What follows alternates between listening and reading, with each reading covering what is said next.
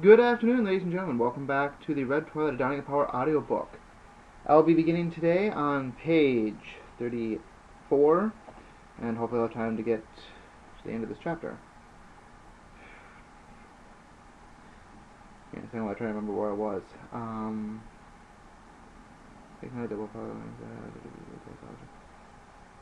was like halfway through the page, wasn't I? Yeah, I'm pretty sure I am. So anyway, I will be beginning now. Down in the basement, Thistle calls out to the child he rescued, thinking, "What the hell is a 10-year-old girl doing in a sleazy nightclub like this?" The girl crawls out from underneath a pile of potato bags. Thistle knows, "Hey honey, how are you doing?" He helps her up to her feet. She smiles. "Good, thank you." "What's your name?" Thistle asks in his best kitty voice. "Ashley." "How about you?" He starts saying, "So Pistol." He stops himself, instead saying, "Charlie." It's a little scary down here. Thistle looks around, making note of the heavy-looking medieval construction. "What happened to your face?" Ashley asks, instantly feeling his scars. Thistle shrugs. "Some of it was my bike. Some I got fighting. Almost all of it because I did things I should have known not to do." "If you knew not to do them, then why?" she asked, not understanding the answer. The man takes a deep breath as he looks to the roof, trying to form a reply. "I guess I wanted to know what would happen. Or maybe I thought it'd be fun." Pistol stands and begins pacing about. The room is two times the size of upstairs, with a dozen doors and many candle stands all around. There must be 100 unopened boxes lying about as well. "Charlie." Ashley pats him on the back. "I heard the man in the hall call you Belmond. Do you know him?" Thistle thinks back to something his grandfather told him. "No," he begins, "but he knows me." "How?" It's a bit of a story, but here goes. My family is a bunch of Turks, formerly knights under the Ottoman Empire of the 4th century. Belmond led the Dracul army, mostly knights under the control of the church, alongside a man named Sir Matthias Cleaver. At that time in history, Turkey was a buffer zone, basically being passed between the kings of Europe. The Turks got pissed off and asked us Draculs to protect Turkey under the auspices of the Holy Mother Church.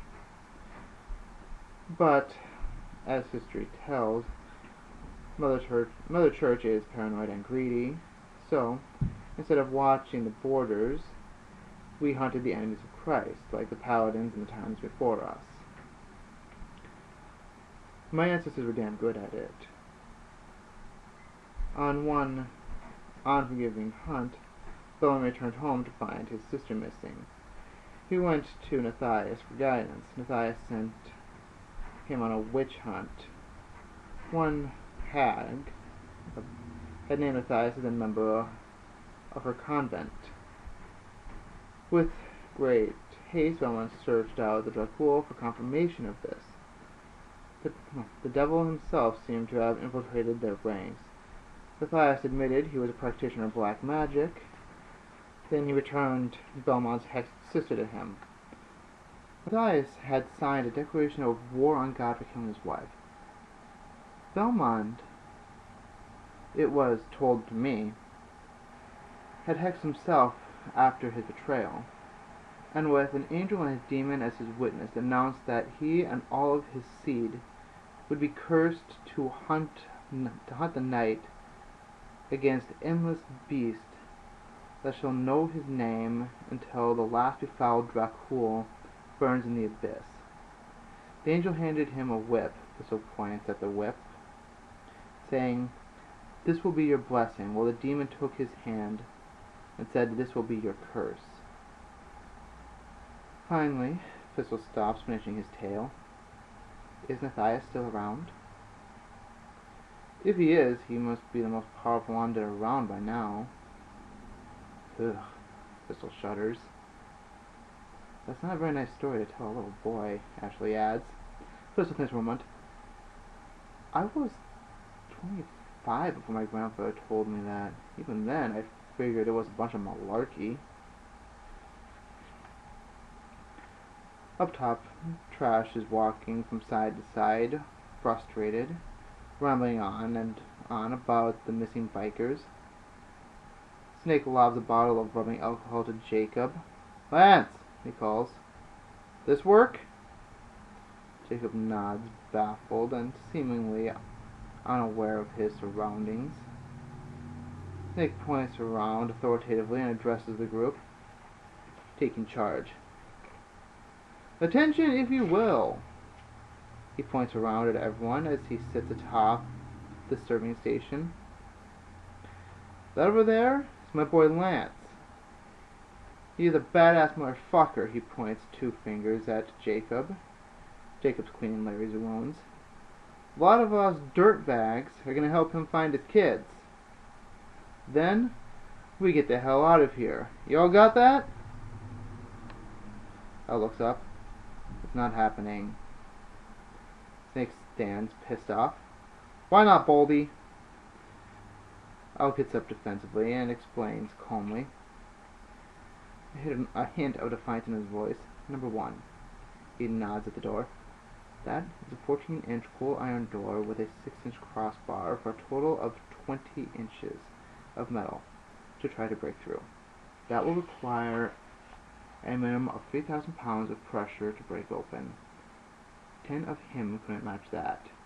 He concludes, nodding towards Lacerty. "Then we can punch out the wall," Snake commands. "Not likely. The typical volume of this room is 15% less than the circumference, meaning that the walls are 36 inches deep, and the building has all granite exterior walls." "So what?" Snake asks ignorantly. "Means we can't crack it with anything less than dynamite." Al educates him. Larry laughs. "Ooh, burned." "Second," El goes on. "I don't think I heard you say please." "Burned! Incineration!" Larry calls out playfully. Snake looks to him as if he's been slapped. "Are you calling me stupid?" Al confronts Snake. "Open your ears. I made no direct statements." He walks back over the monster he had knelt by before. "Third," he says as the beast howls and the rest of the undead creatures in the place all come back to life, "they likely won't let us if we could. They likely wouldn't let us if we could." Al looks down at the beast on the floor as it reaches for him. "Welcome back," he says, driving his fist into its mouth, shattering its jaw, nose, and skull against the concrete. Trash screams, and